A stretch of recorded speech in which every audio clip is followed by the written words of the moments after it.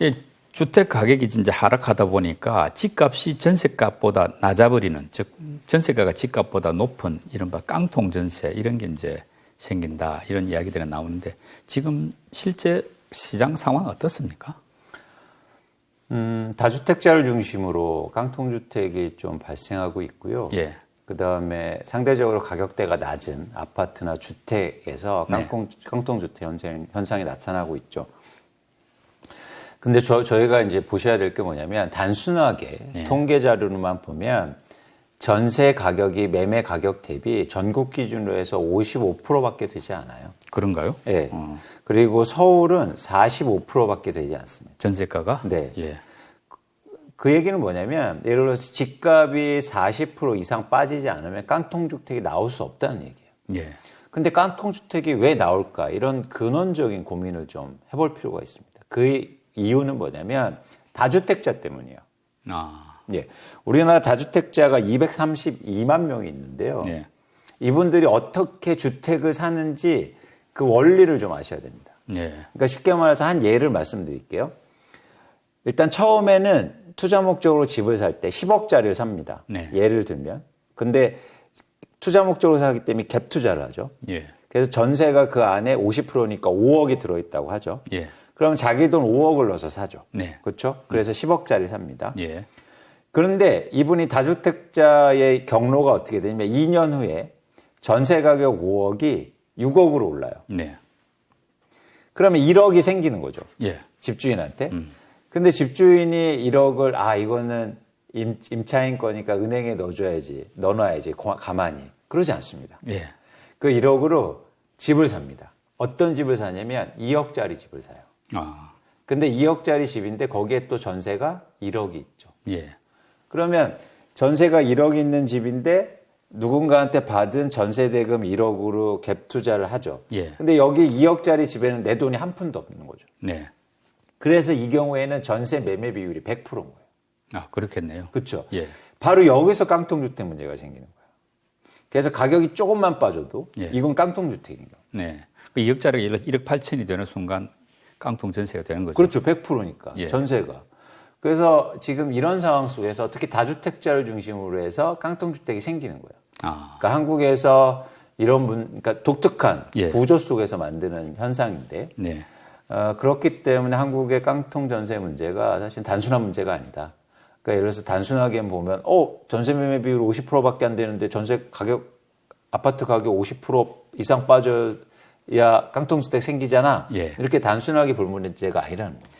지금 깡통 전세 요 부분은 그러면은 결국은 이런 뭐 고가 주택보다도 좀 약간 서민형 주택 이런 곳에서 문제가 더 커질 가능성이 그렇죠. 많네요. 그렇죠. 근데 자산 시장이라는 게 영향을 다 주거든요. 예. 예를 들어서 저가 주택부터 시작되면 네. 이제 도미노 현상을 네. 보이게 되는 거죠. 네. 그런 차원에서 이 상황이 지속되면 고가 주택도 당연히 영향을 받을 수밖에 없다라는 생각이고요.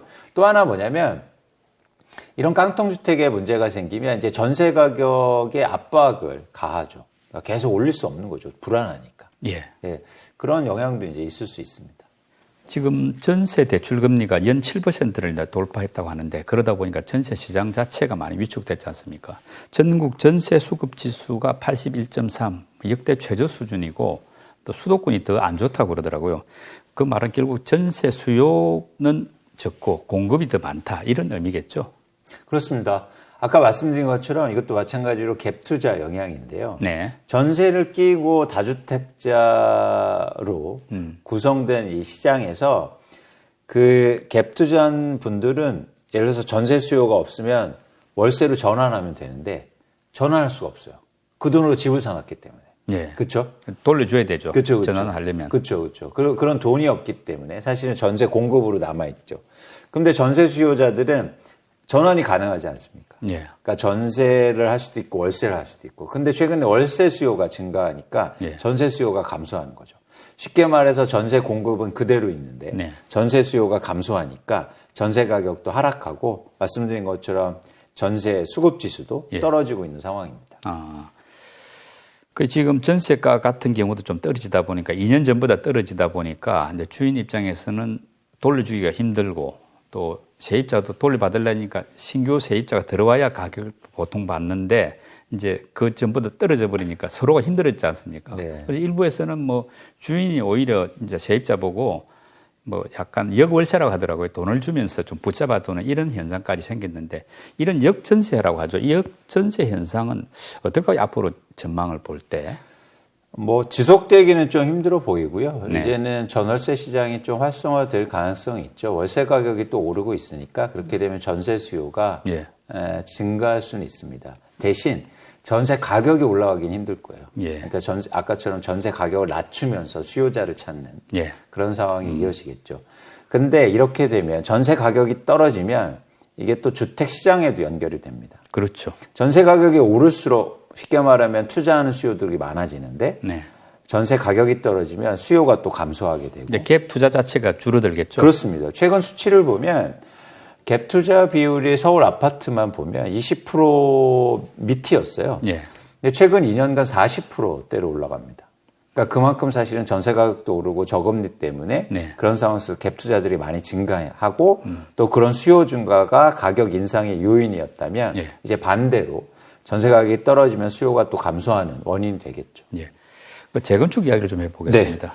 최근 얼마 전에 이제 강남 은마 아파트가 이제 서울시 재건축 심의를 통과한 이후에 이 이른바 구축 아파트들에 대한 재건축 기대감이나 이런 게 관심들이 좀 많이 높아졌는데, 서울에 뭐 구축 아파트 꽤 많이 있고, 또 일기 신도시도 지금 뭐 분당, 일산 이런 여러 가지 수도권에 일기 신도시도 지금 재건축한다 이렇게 하면 이제 관심들이 더 커진 느낌인데, 이렇게 재건축 규제를 이제 약간 풀어주고 완화하다 보면은 집값이 다시 올라갈 그럴 가능성은 없을까요? 아주 단순한 조항, 그러니까 연결사항으로 보면 규제 완화는 당연히 집값 상승의 원인이 되죠. 예. 그런데 지금 환경을 좀 살펴볼 필요가 있습니다. 금융 환경이라든지 금리 인상이라든지 이런 상황 속에서는 사실은 단순하게 규제 완화를만 보고 예. 가격이 급격하게 상승하거나 이러기는 힘들다. 네. 이 예는 어떻게 말씀드리면 좋냐면요. 바로 이전에 가격이 급등할 때는 규제를 엄청나게 하지 않습니까? 예. 근데 가격이 안 빠지잖아요. 그러니까 전체적인 환경이 그렇기 때문에 아무리 규제를 해도 집값을 잡을 수 없었다는 거죠. 네. 근데 반대로 지금은 집값이 떨어지는 환경 속에서 규제 완화를 아무리 해도 사실은 정책이라든지 규제 완화가 집값에 영향을 미치는 것이 굉장히 제한적이다. 네. 그럴 가능성이 높아 보입니다. 그런 말씀은 즉 재건축을 좀 풀어줘도 집값이 다시 올라갈 어떤 위험이 좀 줄어들었다는 이야기니까 재건축을 좀 규제를 완화할 수 있고 풀어줄 수 있다는 환경이 됐다는 뜻이지 않습니까? 그렇습니다. 그렇다 보면은 뭐 서울에도 지금 뭐 압구정, 뭐 여의도, 목동 또 노원구 쪽 이쪽에도 지금 그 재건축이 조금 활성화될 가능성이 생겼다 이렇게 봐도 될까요? 근데 또 흥미로운 지점은 뭐냐면 재건축 사업이 활성화되려면 그러니까 단순하게 보면 조합원들이 이익이 많이 생길수록 활성화될 가능성이 크잖아요. 예. 근데 가장 이익의 기반은 뭐냐면 주택 시장입니다. 네. 그러니까 쉽게 말해서 내 집을 없애고 예. 새 집을 만들어서 그 새 집이 비싸게 팔려야만 네. 내가 돈을 많이 벌잖아요. 예. 규제하고는 다르게. 근데 이렇게 막 가격이 떨어지고 예를 들어서 수요가 감소하고 그리고 미분양이 나오는 상황 속에서 조합원들이 그렇게 돈을 많이 벌 수 있는 구조는 좀 힘들다. 예. 그래서 또 그러니까 아이러니한 상황이죠. 과거에도 보면 2007년도, 2008년도에 한국의 주택시장이 굉장히 위축됐을 때 예를 들어서 반포의 재건축 아파트의 일반 분양이 예. 미분양되기도 하고 그랬거든요. 예. 그런 리스크들이 커질 수 있다는 거죠. 그래서 제가 볼 때 전체 시장의 분위기가 지금 재건축이나 재개발이 활성화되기는 좀 힘들지 않나 생각합니다. 네. 뭐 그러다 보니 요즘 뭐 재초안이라 하죠. 재건축 초과이익 환수제 이게 좀 완화됐지 않습니까? 규제가. 그러면은 관심들이 있는데 그 내용 한번 짚어봐 주시죠. 재건축 재초안이 완화되는 한 세 가지의 기본적으로 중요한 그 완화가 있는데요. 하나는 뭐냐면 면제 금액이 상향됐습니다. 네. 예를 들어서 면제 금액이 과거에는 과세 금액이 3천만 원이면 안 냈거든요. 네. 근데 그걸 1억 원으로 상향시켰고요. 예. 두 번째는 부과 시기를 정비구역 지정해서 조합설리 인가로 네. 그러니까 시기를 좀 나중으로 미뤘습니다. 그러니까 그 가격 상승폭이 좀 줄어들겠네요. 그렇죠, 그렇죠. 이거를 길게 할수록 사실은 상승폭이 크게 나오는데 기간을 줄였으니까 부과 산정 시점을 줄였으니까 사실은 그 예를 들어서 과세 표준이 떨어지게 되는 거죠. 그게 하나 있고요. 또 세 번째는 뭐냐면 감면, 1주택자 장기 보유자에 대해서 감면 조항을 넣습니다. 그래서 6년 이상이면 10% 감면하고 15년 이상이면 50% 감면하는. 그러니까 전반적으로 재초안에 대해서 세금을 좀 적게 내게 하겠다라는 게 큰 방향성으로 보시면 됩니다. 재초안 완화에 이어서 분양가 상한제도 완화해달라 이런 요구들이 나오고 있는데 만약에 이제 뭐 모든 규제를 다 완화해 줄 수는 없습니다만 주택 가격이 만약 엄청나게 폭락한다 이럴 경우라면 재건축 규제를 좀 더 완화해 줄 수 있는 여지가 생길 수 있지 않을까요? 그렇죠, 그렇죠. 그래서 아무래도 그런 반발이라든가 아니면 특혜 뭐 아니면 뭐 이렇게 그런 어떤 여론도 좀 달라질 수 있으니까 그렇게 과거에도 그랬습니다. 시장이 좀 안 좋아지면 재건축 규제 완화가 대폭적으로 이루어지고 그렇게 되면 또 누군가 그걸 투자 목적으로 사게 되고 가격도 회복되게 되고 그런데 사업을 활성화하는 거는 좀 별개라고 생각해요.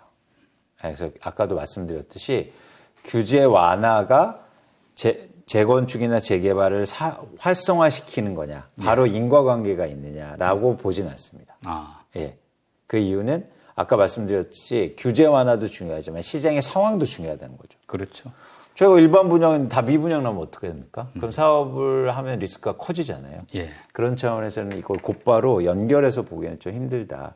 그래서 지금의 어떤 향후로 계속 나오는 재개발, 재건축 규제 완화가 바로 이 사업을 빨리 진행시키고 또 뭐 이런 아파트 가격을 크게 올릴 가능성은 적어 보인다. 그래서 되게 유의하셔야 됩니다. 왜냐하면 특히 매수자 입장에서는 규제 완화됐다고 이 가격이 오를 거라고 사다 보면 무리하게 높은 가격에 살 가능성이 있어요. 과거에도 그래왔고. 그래서 그런 측면에서 좀 유의하실 필요가 있어 보입니다. 근데 지금 이제 그 재건축, 재개발이라는 것은 도심에 있는 부분을 이제 물량을 좀 더 공급을 늘리는 효과지 않습니까?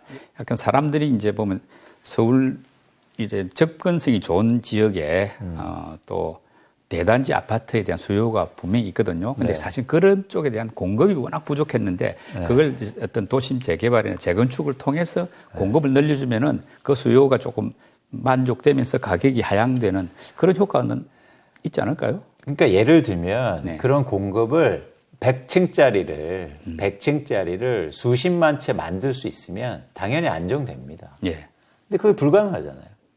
그렇죠. 제한적이고. 예를 들어서 지금 재건축을 대부분 고밀도 개발이라고 해서 10층짜리 이상의 아파트들을 없애서 만들어야 되는데 그럼 지금 서울의 인프라를 고려할 때 충분한 공급이 이루어질 가능성이 굉장히 적습니다. 그러면 온통 멸실주택 증가시키고 개발 호재를 만들면서 오히려 수요를 부추길 가능성이 크다는 거예요. 말씀드렸듯이 여기서 뭐 엄청 공급을 하면 당연히 안정되겠죠. 그게 현실적으로 불가능하지 않습니까? 그래서 저희가 현실적으로 판단할 때 공급이 제한적이라는 상황 속에서는 오히려 이런 개발이라든가 그런 부분이 수요를 부추길 가능성이 있다. 그래서 좀 유의해야죠. 단순히 수요 공급만이 아니고 여기 말씀대로 지금 도심 재개발을 통한 공급은 한계가 있는데 어떤 수요가 더 부추겨 버리다 보면 집값을 다시 불붙일 수 있는 위험성이 있다. 그게 되게 중요합니다. 그러니까 공급을 얼마나 할 수 있느냐. 아까 말씀드린 것처럼 높은 아파트를 재건축하면 그 얼마나 더 생기겠어요. 물론 더 생기게 할 수 있죠. 말씀드렸듯이 100층, 200층짜리 집이면 100층, 200층은 아니더라도 지금 뭐 1.5배 내지 2배 정도 더 늘릴 가능성은 있지 않습니까? 그게 서울의 인프라가 버텨주지 못한다니까요. 사실은 최근에 이런 문제들도 인프라의 한계를 노출하는 거예요. 그게 그래서 저희가 유의해야 된다. 이게 단순하게 막 아파트를 때려 짓는다고 해서 문제가 해결될 게 아니라는 거죠. 그만큼 충분한 도로를 갖고 있는지, 그리고 충분한 공원과 사람들이 그런 모일 수 있는 공간이 되는지, 그래서 그런 문제들 때문에 최근에 사건이나 이런 문제도 생기는 거잖아요. 그래서 단순하게 주택만 무작정 공급해서는 절대 안 된다. 여러 가지를 고민할 필요가 있습니다. 지금 이제 그런데 집값이 하락하고 미분양이 이제 증가하면은 민간 업체들이 그 공급 물량을 줄일 가능성이 높고요. 그러다 보면 중장기적으로 어떤 가격 상승이 또 올 수도 있지 않습니까? 지금 같은 시기에 그러면 어떤 정책이 필요하다고 생각하십니까?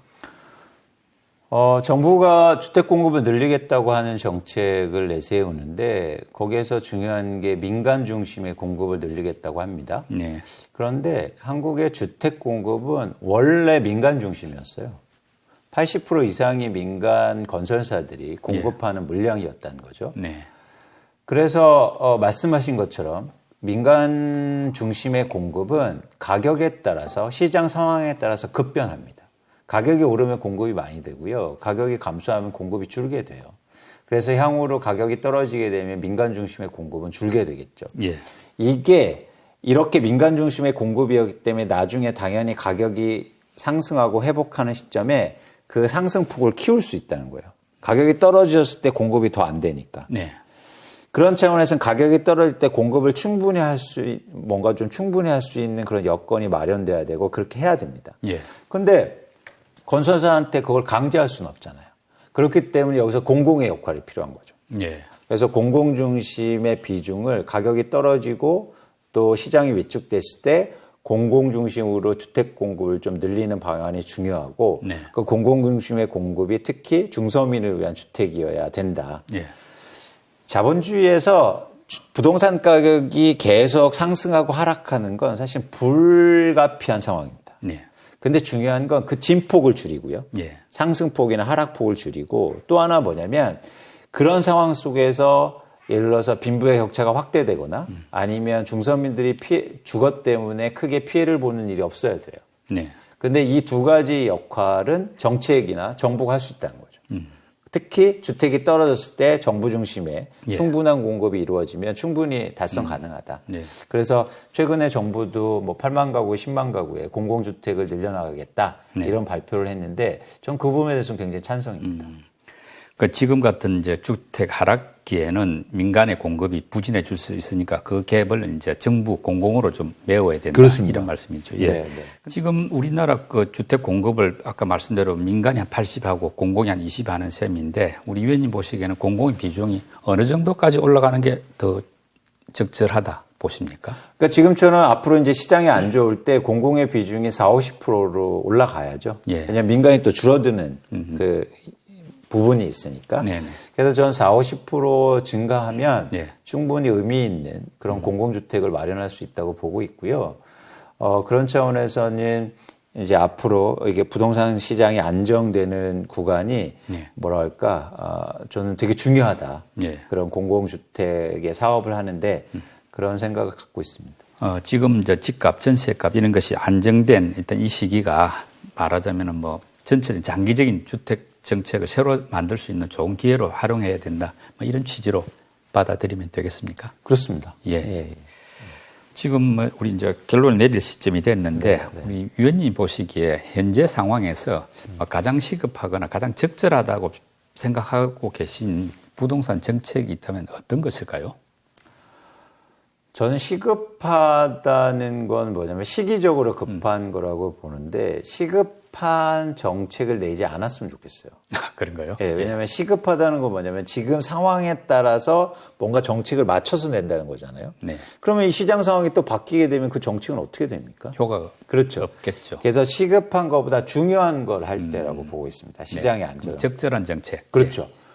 가장 적절한 주택은 뭐냐면 아까 말씀드렸듯이 한국의 부동산 시장의 가격의 진폭을 줄여야 돼요. 네. 상승과 하락은 어쩔 수 없어요. 이걸 막을 수는 없습니다. 그렇죠.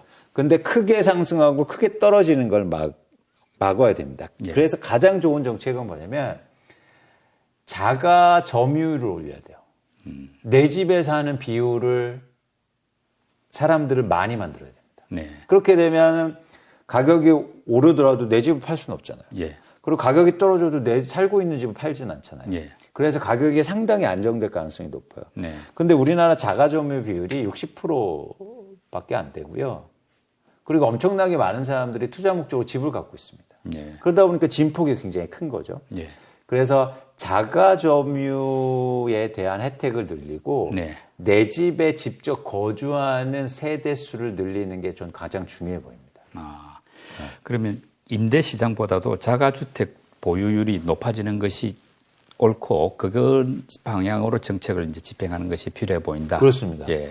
그럼 예를 들면 뭐냐면 내 집에 오래 살면 예를 들어서 세금 정책을 말씀드리면 내 집에 오래 살수록 세금의 면제 비율을 올리고 반대로 그냥 단순하게 보유만 할 경우에는 사실은 조금 비율 낮추고 그러니까 과세 비율을 좀 올리고 이런 것도 필요하고요. 그래서 분양 아파트에서 거주 비율을 올리고 거주 기간을 늘리고 그래서 내 집에 사는 사람들 직접 거주하는 비율을 늘리는 게 저는 그런 정책들을 내세우는 게 되게 중요해 보입니다. 자가 점유 비율 정확히는 자가의 점유하는 비율을 높여야 됩니다. 그래서 자가 보유율은 뭐 전 세계에 비교해서 우리나라가 뭐 낮거나 높은 수준은 아닌데 자가 점유율이 낮은 상황이거든요. 그러니까 자가 집에 사는 비율. 그렇습니다. 그래서 그걸 늘려야 됩니다. 근데 저희가 막 거주 이전을 많이 하고 이런 이유가 뭘까요? 왜 우리나라는 집값이 오르내림이 큰 것도 요인이 되겠죠. 그렇습니다. 돈 많은 곳을 계속 찾아다니는 거예요. 그러니까 집값 상승의 폭이 줄수록 내 집에 사는 비율이 올라갈 가능성이 커요. 가격을 쫓아서 굳이 이사할 수요를 좀 줄이자 이런 그렇습니다. 뜻이네요. 두 번째는 뭐냐면 교육도 큰 영향입니다. 그렇죠. 그러니까 지역별 교육의 평준화가 이루어지면 굳이 내가 그 지역에 막 이동하고 이럴 가능성이 적잖아요. 그러니까 그거는 그런 인프라라든가 아니면 수준을 평준화하면서 자가 점유율을 전반적으로 올릴 필요가 있다. 일자리라든가 아니면 뭐 교통이라든가 이런 부분을 잘 배분할수록 내가 한 집을 사서 오랫동안 살고 돈을 벌려고 막 여기저기 이사 다니고 최근에는 갭 투자해놓고 빌라에 월세 살고 막 이런 투자 방법들이 1주택자도 굉장히 많거든요. 이런 사회가 되면 될수록 가격의 변동성이 커지는 거죠. 그러면 올라갈 때도 어렵지만 내려갈 때도 힘들지 않습니까? 부동산 가격 폭등이 문제이던 때가 불과 얼마 전인데 지금은 가격 폭락을 살펴봐야 될 때가 된 것 같습니다. 부동산 시장의 변화무쌍함을 실감할 수 있었는데요. 오늘 이광수 위원님과의 토론 많은 도움을 받았습니다. 이 의원님 수고 많이 하셨고 감사합니다. 고맙습니다.